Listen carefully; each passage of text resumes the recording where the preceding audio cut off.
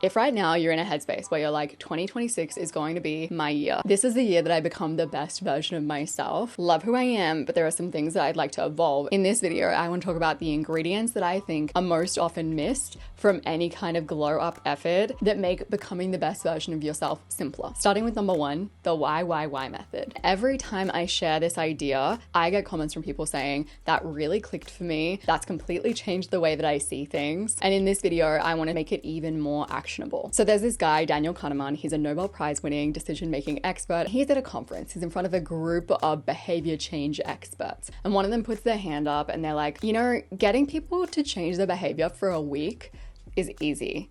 But how do you get people to change their behavior long term? And he responded and he was like, there's a good way to approach changing your behavior, becoming a better version of yourself, and there's a bad way that doesn't really work, that gives you, 1 week long results, but then you're gonna give up. So the bad way asks, how do I make myself the best version of me? How do I drive this change? But the good way asks, why am I not doing this already? Why am I not already the best version of myself? All these behaviors that I say that I want to be doing, why aren't I doing them? One of the best things that you can start doing to become you 2.0, to become this better version of yourself, is to stop asking, how do I become this better version of myself?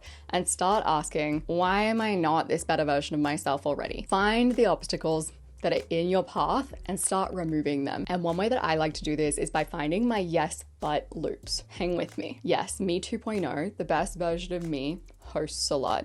But I don't want to feel stress. I don't want to feel the pressure of hosting. Yes, the best version of me is organized and always on time, but I don't want to feel time pressure. When you have something that in your head, you feel the sense of, yes, me 2.0 is doing that, but it just doesn't seem to be happening. There is a yes, but loop that's going on. And if you don't address the but that is in your way, you're never going to get to the yes. If you're listening to this and you're thinking to yourself, okay, well, I have all these things that I've said I want to do. I clearly am not taking action on them, but how do I actually find the part of me that's hesitating? How do I find the but that is attached to the yes? The most actionable journaling exercise that I've ever found to find my buts is the 5 whys exercise. For example, if a part of you is like, yes, the best version of myself wants to be organized, ask yourself why that isn't already happening 5 times. Why am I not already someone who's organized? And why is that? And why is that? And so on and so forth until you get to the root cause of the problem. Number 2, put your worst parts to work. So there was this teacher who talked about how she could get the most out of her classroom by taking the kids who had more difficult traits that usually would interrupt a classroom and make things a little harder for everyone. And she would take their difficult traits and she'd put them to work. Bossy kids would be in charge of the stationery cupboard, so making sure that everyone had returned their stationery in the right order, in the right place. Hyperactive kids would be the pencil sharpeners. They had something to do with their hands while they listened to the lesson. They'd also be the people that she would send off to do messages during the day. Boisterous students who always like to be the center of attention would run classroom discussions. And that's the thing, all of your most difficult traits, when channeled in the right direction, are actually usually quite positive and helpful traits. To become the best version of yourself, you just need to channel yourself in the right ways by seeing the good and the helpful and the positive in the parts of yourself that maybe you struggle with. But how? How do you take what you might consider to be difficult traits, channel them in a positive direction to become the best version of yourself? Step 1, reframe these traits. So bossy is assertive. Shy is cautious and discerning. Hyperactive, energetic. Step number 2, think of jobs that you can give these parts of yourself. So if you are someone who complains a lot and you know it, you're like, oh, I really need to cut down on the complaining. You're also someone who can notice an opportunity for improvement. How can you direct your ability to complain in a way that's helpful? That people have whole jobs that are revolved around complaining and finding opportunities for improvement. Maybe at your worst, you're gossipy. At your best, you're socially curious. You notice the dynamics of the room. How can you direct that social curiosity in a helpful way? Interestingly, author Ellen Langer actually gets people to do this exercise where she asks them to circle their best traits, things that they see in themselves that they really like. And then she'll get them to circle what they consider to be their worst traits. Almost always, people will circle traits that are positive opposites. So for example, You might circle, oh, my best trait is that I'm spontaneous. I do interesting things on the fly. And then you might circle your worst trait as impulsivity, the negative opposite of spontaneity. And that's not to say that impulsivity can't be a damaging trait. It really just goes to show that when you channel that impulsivity in positive ways, it can really serve you. But that's never going to happen if you continue to crucify yourself for the parts of yourself that maybe just don't have the right context to shine in just yet. Number 3, alter your self-concept. So something you'll hear people talk about a lot when it comes to becoming this better version of you, this you 2.0, are affirmations. I am successful, I am happy, and I don't mind an affirmation, but it has been shown that if you have lower self-esteem or you're just not believing anything that you say, affirmations can make you feel worse. But there's another style of doing affirmations that can do the job better, that has been researched a lot more, but is somehow talked about a lot less. And these types of affirmations seem to reduce people's defensiveness, can improve your performance at work, and it can lead to modest but consistent behavior change. And this style of affirmation is called self-affirmation. So instead of saying things like, I am successful or I am happy, you would sit with yourself for 5 minutes and answer questions like this. What's a value that matters to me, and when's a time that I've shown that that value really matters to me? You can do this in a journal for just a few minutes a night. Not only has it been shown to lead to change, it's also been shown to just make you a nicer person to be around, because you're less defensive, because your self-concept, your idea of who you are as a person, is stronger. If you're in my intention membership, which you can sign up to down below, we've just moved from the app to a membership model. There is a self-affirmation workbook that you can use. So if you're thinking, I want to do this, I want to be guided through it, I have a whole workbook for you, don't worry. Link below. Number 4, get more light bulb moments. Almost everyone has at some point in their life had an aha moment. You think to yourself, oh my gosh, I have it. I know exactly how to design that client project in a way that they will love. I know the perfect way to organize my closet. I finally know what I need to do to get myself to exercise more. And these moments usually come with this zing of motivation. You feel so excited. You feel like you have clarity. So what if you could get yourself to have more of these aha moments when it comes to becoming your best self? More moments throughout the next year where you all of a sudden have clarity. You all of a sudden just know what you need to do to become you 2.0. The thing is that you can. Your brain is a connection-making machine.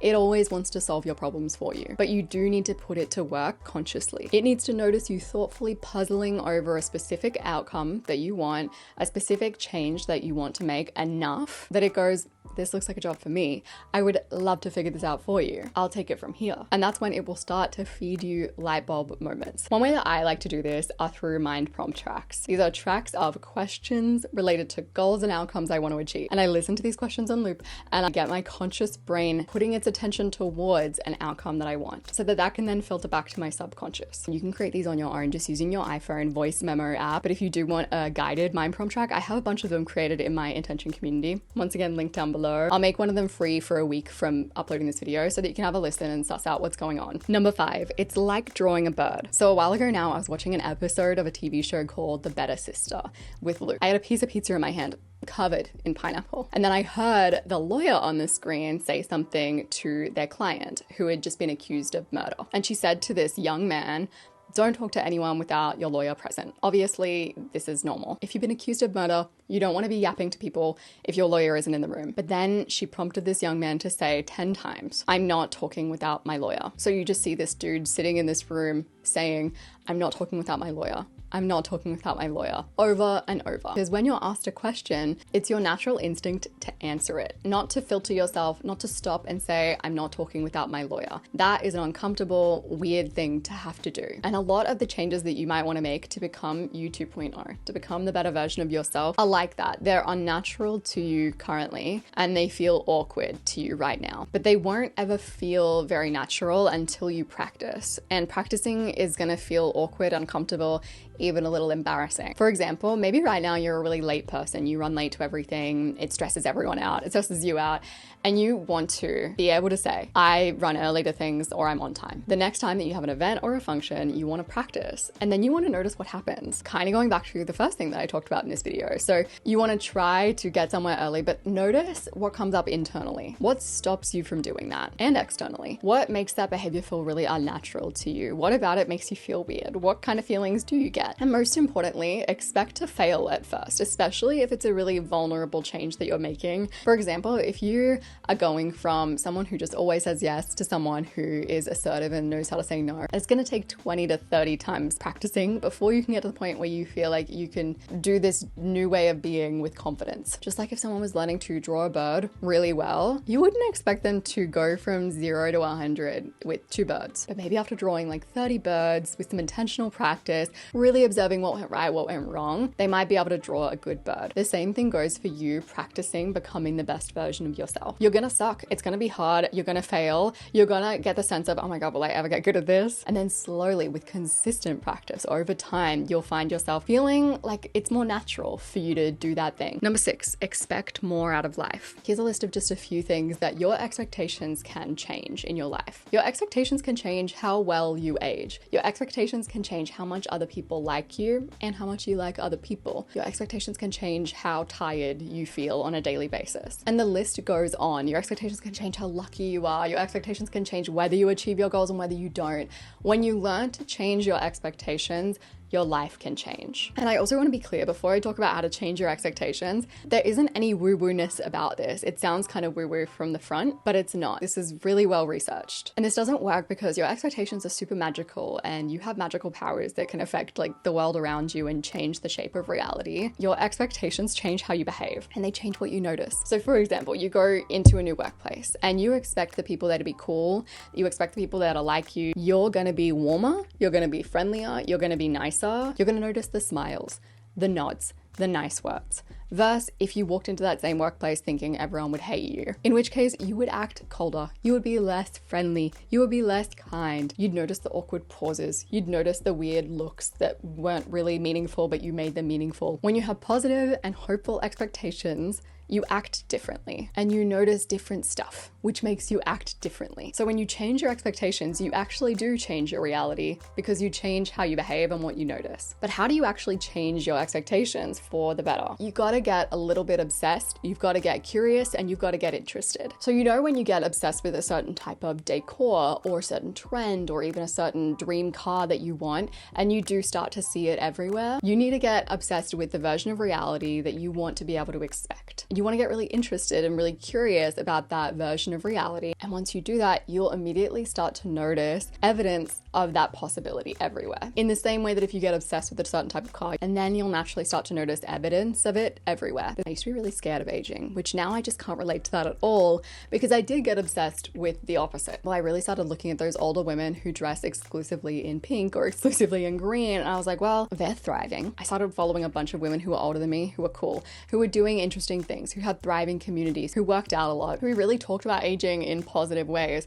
And whenever I meet a person who just seems to be thriving in old age, and when I say old age, I mean like 70s, 80s, 90s, I will be quizzing them. I will be like, what are you doing on your day-to-day? The one link that I have found is that the women who seem to be thriving in older age are often in over 50s communities, so do with that what you will. So if you really want to take action on this, look at you 2.0, the things that you want to be true for her or him or them, and then think about how you could look for evidence to show that you can expect those things to happen for you. For example, if you're a really untidy person and you 2.0 is a really tidy person, but you have this heavy expectation of, I'm just not going to be able to do that. Look for people who went from really untidy to really tidy online. So many people document their journeys. Also, I want to tell you now, I used to be a really untidy person and now I would consider myself a tidy person. It's completely doable and it's also not that hard. So really start looking for evidence of the opposite of your negative expectations. I also find this is a really positive way to just go through life generally. For example, if I see a really successful woman in my field, instead of going, oh, like, why not me or anything like that, it's very easy to go, oh, look, there's evidence that I can do that. If I see someone with similar strengths to me really thriving, I'm like, oh, well, if they can do it, I can do it. Like, we're on the same-ish level. We're both smart, cool women. There's evidence of all these things being possible for me. If you liked this video, I'll have the playlist on the screen of all of my 2026 Reset 2026 New Year content on the screen. I appreciate you so much and I'll see you soon.